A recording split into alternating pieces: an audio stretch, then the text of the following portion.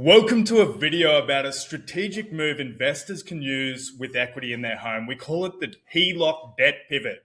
So this strategy will wipe out your debt, boost your FICO 40 to 80 points in a single 30-day reporting cycle, and unlock 100K plus in real estate funding. So if you own a home with equity and you're sitting on maxed out credit cards, MCA debt, or high interest revolving balances blocking your next deal, this is the most important video you'll watch online.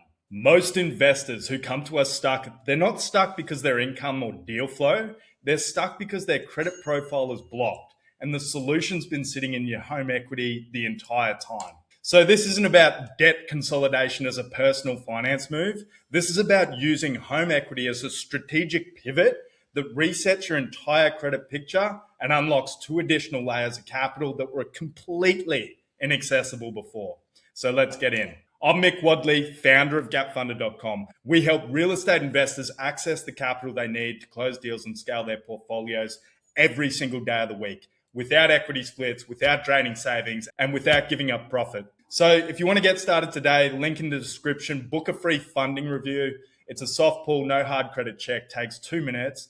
Worst case scenario, you're walking away with a game plan, not only to get into your next deal, but to strategically scale faster. So a blocked investor profile, do you recognize this at all? You got high revenue, good deal flow, smart operator, but the credit profile tells a different story. 80% credit utilization. So that's 40K in balances across 50K in available limits on credit cards. And this is the single biggest FICO suppressor. You got a stacked MCA debt. Maybe you're a business owner, merchant cash advances at effective rates of 40 to 80%. That were initially meant to be short-term and became permanent. You've got a DTI above 50%, minimum payments of $1,200 to $1,800 a month in revolving obligations alone. Every term loan application is getting declined. And crucially, you've got idle home equity. Across America today, we've got 17 trillion sitting in home equity, an average of 280K available to homeowners. You own a home, often with 80 to 200K in equity sitting completely unused. And that equity is the tool we use to get out of this situation. So the 3 simultaneous moves, here's the strategy. So you draw from the HELOC at 7 to 8% tied to the current prime rate in 2026, pay off every interest revolving balance in full. The $1,500 a month in minimums is replaced by a single HELOC interest-only payment of $250 to $350 a month. And 3 things happen at once. So number 1, utilization goes to near zero. Utilization is 30% of your FICO score, the fastest variable to move, and the biggest lever you can pull. So dropping from 80% to near zero delivers 40 to 80 points within a single 30-day reporting cycle. A 640 score becomes a 710 within less than 30 days. Secondly, DTI drops below 35%. So $1,500 a month in minimums is replaced by $280 a month, HELOC interest only. So DTI falls from 50 to under 35% in the same month. Every term lender now sees a completely different qualification picture. And finally, all at the same time, you've freed up $1,200 a month in cash flow. The difference between the old debt minimums and the new HELOC payment is 1 to 1.2K a month, which now services the gap repayment during the hold period of the next deal. All 3 happen simultaneously within 30 to 45 days of the HELOC draw, and the block profile is now clean. So here's the 2 capital layers unlocked after the pivot. Layer 1, term loan stacking. So with utilization now near zero, DTI below 35%, and a score at 700 plus, term loan approvals now come in at maximum amounts. The approval benchmarks 40 to 50% of your verifiable annual income going into your personal bank account. So for example, on an 80K per year income, you're unlocking 32 to 40 grand deployed in 24 to 72 hours. And the rates on these are better than you would have got before. Down payment, closing costs on the next deal covered. Layer 2 is the 0% business credit card stacking. So before the pivot at a 640 score and 80% utilization, the big dogs like Chase, Amex, and Citibank, they're declining you or approving minimal limits like 5K cards. After the pivot, you're now sitting at a 710 score, near zero utilization, maximum limit business cards at 0% introductory APR for 12 to 21 months. 4 cards stacked, 50 to 150K, 0% interest in one run, covering rehab, holding costs and reserves at 0% interest. So your capital ceiling before was about 50K. This is the typical deployable capital before the HELOC pivot.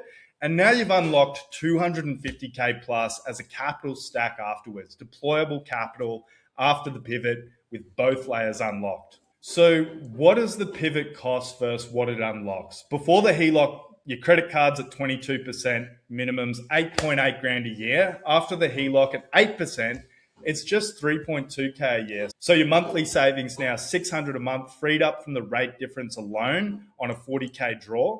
Annual interest saving, 5.6K a year saved on interest before counting additional deal capacity unlocked by the clean profile.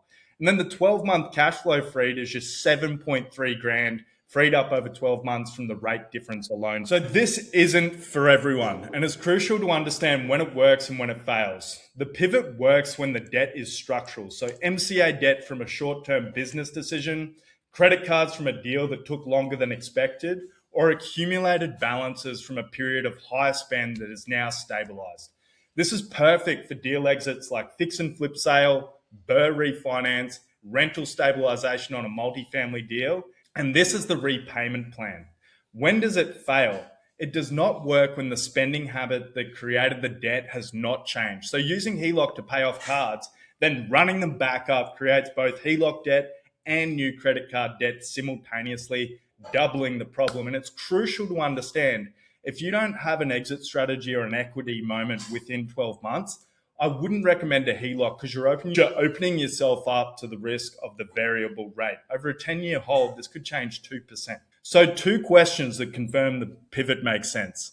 Number 1, is the cause of the debt resolved, or at least not actively getting worse? Number 2, does the next deal have a clear exit that can service or repay the HELOC draw within a 12-month period? If both answers are yes, the pivot is a great move. So how to qualify for a HELOC? Current 2026 HELOC requirements for this strategy. So credit score. Approvals start at 620 to 640 with some lenders. Even a suppressed score from high utilization can qualify if we use debt consolidation as the use case. The HELOC is what fixes the score, not a prerequisite for a perfect one. Now, they will pay off the debts directly to make sure the money is being used for debt consolidation. And that's how you can access this at potentially a higher DTI. Equity requirements. So 80% CLTV on a primary residence is pretty standard. Some lenders will go up to 85 to 90%. The gap between 80% of the current value, say on Zestimate, and your outstanding mortgage is exactly what you have available to draw.